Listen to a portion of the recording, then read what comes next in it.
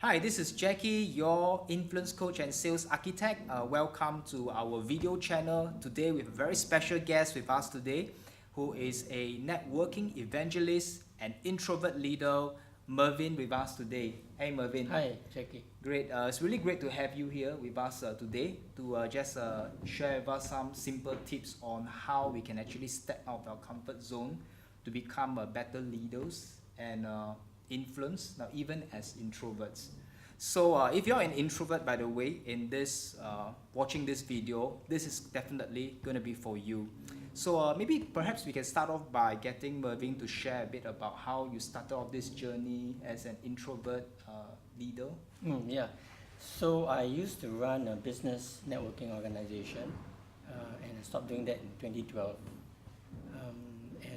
And I started this Introverts network 2013. So I've got a network, a community here in Singapore, in the Philippines, and in Indonesia. And so I used my experience in business networking and of course some leadership for this community that I'm focusing on currently. So why introverts? Yeah, good question. So I'm a core introvert. All right. So a lot of people don't believe I'm an introvert, especially when I'm on stage. But core I am, but behavioral, when I relate with others, I flex myself, and I call myself an adapted introvert, so that I can relate with them, talk to them, and higher up we actually lead the people that are usually led by very extroverted, very charismatic people. In fact, personally myself, I think those of you who have been following me in this video channel know that I'm also an introvert by nature. So, for people like me, where sometimes, of course, being in sales and in business, we do have to be able to step out and to go out there and do networking here and there, because it's like the lifeblood, of our business. But, sometimes it is just when we feel so challenging, to get out of that comfort zone. What would be some advice that you have, for introverts who are, maybe there could be even some who are so reserved that they're just so, shy. How can we get out of that shyness to go out there and connect with others? Okay, there's a list of at least 20 misconceptions about introverts. All right. And you mentioned one of the words just now is shyness, and then I'll go on towards interacting with people with this networking, right? And so one of the things that a misconception is that people think that those who are shy means they are introverts. Oh, okay. It is not true. So shyness is a kind of fear. Okay. And even extroverts have this experience of fear and of public speaking as well. All right. So the other thing is introverts are, one of the misconceptions that introverts are not confident speaking on stage. Which is not true, and I think you're one good example.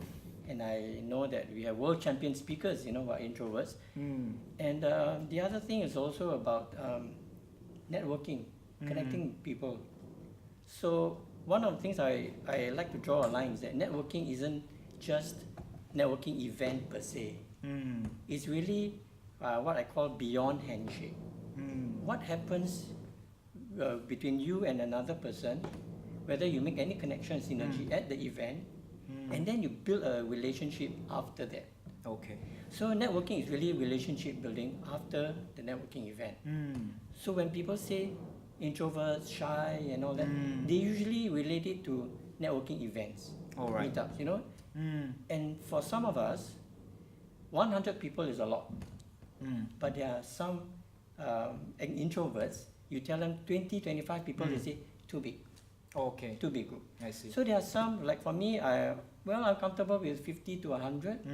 Although I've been to an event with 600 people, but it doesn't mean I don't feel the anxiety. I do also.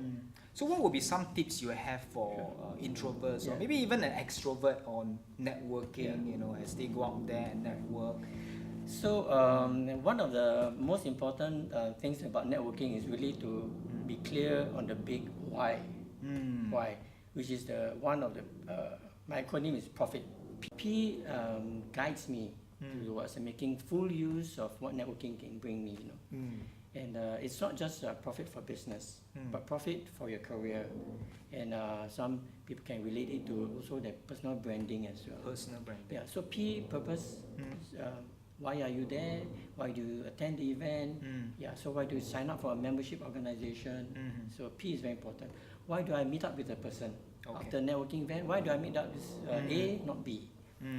And R is for reciprocity, because networking is really more powerful when we relate each other. It's not just about me, it's about you as well. So it's unselfish in a sense. Yeah. So it's always thinking about others. Okay. O is my favorite, which is opportunities. Opportunities. Yeah, so what are opportunities? Networking gives a lot of opportunities for the business people. We all know that, you know. And but from my own experience, networking gave opportunities for me to write books, co-author with other people, I see. Speak in some networking events, you know, conferences, seminars with some bigger names, you know. And so networking gives me a lot of these opportunities. For those who don't see as for business, it's good for the career as well. Because the experts say 70% of the jobs are found through networking. I see. Yeah, so it's through recommendations. And that is the opportunity that networking gives to the one who's salaried, the employee. Yeah, so PROF is the fundamentals. Fundamentals. Yeah, there are a lot of fundamentals in networking. I mentioned some of them about thinking for others. I want to mention other things like being prepared with your name cards. So a lot of people don't carry name cards anymore. I'm still for it. I see. Although a lot have gone digital. And of course, if you have a website, your personal blog, or Facebook page, all these are fundamentals, you know. Because when you relate people, they're going to be asking you, how can I know more about you, for example? Right. So these are fundamentals in networking. I see. Because you're going to meet people. And then I is interdependence. Interdependence. Yeah, we're not alone, you know. And I find that we can achieve more when we collaborate and we cooperate. So we stop competing when we actually working with each other. So interdependent. I see. Yeah. I see. So the T is tenacity. Tenacity. Yeah, because your original objective of networking, for example, I want to relate with that person because he's give me potential for business in Myanmar, for example. And so I start building relationship with him, right? And so I need to win his confidence, win his trust, and then show him I'm competent, I know my stuff, we can do business, and I need to keep at it.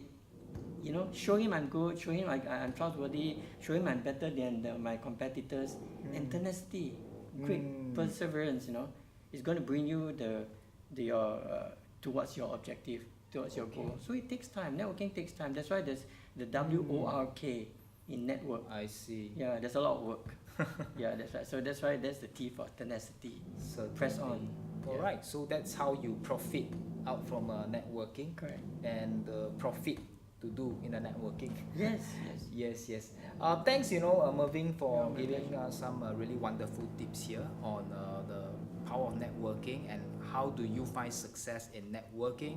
Now, if you want to find out more about how Mervin can take your networking skills to the very next level, now you can actually check out his website, which I'll be stating below right here in this video. So with that, once again, thanks Mervin for being with us, and just like to wish you all the best in networking for success. This is Jacky, your influence coach and sales architect, signing off right here. Now, if you're yet to subscribe to this video channel, remember to do so by clicking on the button below. I'll see you soon.